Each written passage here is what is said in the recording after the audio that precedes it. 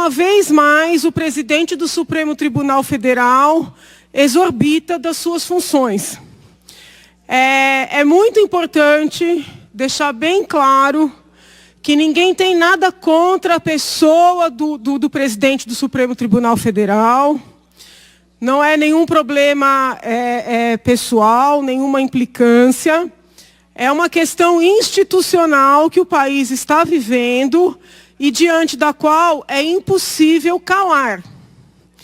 O presidente do Supremo Tribunal Federal vem numa atuação crescente de invasão, né, da privacidade das pessoas, da intimidade das pessoas, de desrespeito às liberdades individuais, sob o argumento que está a assim proceder justamente para preservar estas mesmas liberdades. O presidente do Supremo Tribunal Federal insiste, né, numa máxima de que o Supremo Tribunal Federal é a autoridade judiciária máxima da nação, porém, o fato de ser essa autoridade máxima, judiciária máxima da nação, não confere a esta Corte Suprema o direito de desrespeitar toda a legislação vigente. Muito pelo contrário, o Supremo Tribunal Federal há de dar o exemplo. E não é isso que nós estamos vendo. Como se não bastasse, o presidente do Supremo Tribunal Federal insiste em dizer que a Corte está sob ataque. A Corte não está sob ataque. As pessoas que estão corretamente criticando as decisões e a atuação do presidente do Supremo Tribunal Federal, na verdade, querem preservar esta Corte.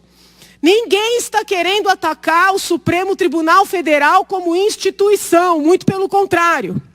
O problema é que o presidente do Supremo Tribunal Federal não consegue entender que o fato de ser presidente do Supremo Tribunal Federal não lhe dá direitos absolutos.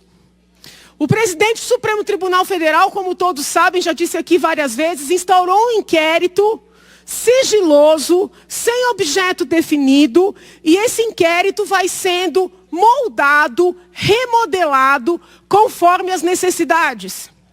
Paralelamente a isso, o presidente do Supremo Tribunal Federal vem proferindo decisões no bojo de um recurso extraordinário, interposto pelo Ministério Público Federal, relativamente a um processo movido em face de um casal que levantou uma questão envolvendo a Receita.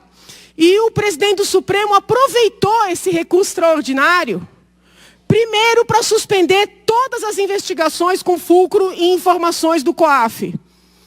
Depois, isso aconteceu neste feriado, neste final de semana, para determinar ao antigo COAF e à Receita Federal o envio de relatórios referentes a 600 mil pessoas físicas e jurídicas.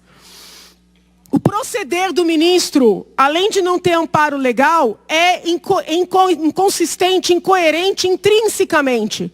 Porque se ele alega ilegalidades por parte dos vários investigadores, tanto que suspendeu todas as apurações, por terem tido acesso a informações do COAF, como é que pode ele próprio obrigar o COAF e a Receita a enviar cópias dos vários relatórios existentes nestas instituições?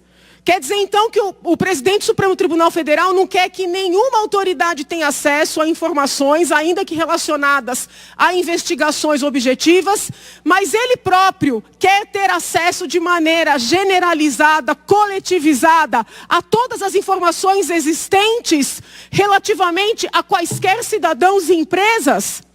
Qual é a justificativa que tem nisso?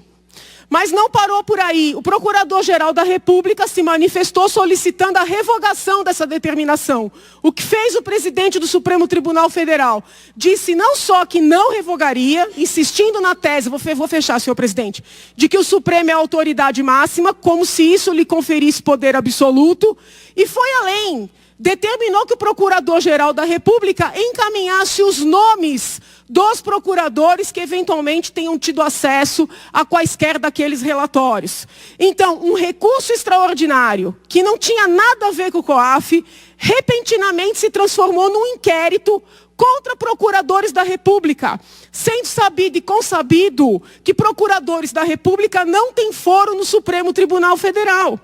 Então, a pergunta que se faz é, será que o Supremo Tribunal Federal se transformou, né, de autoridade máxima para resguardar garantias, em autoridade máxima para investigar, acusar e punir todo e qualquer cidadão que esteja no território nacional?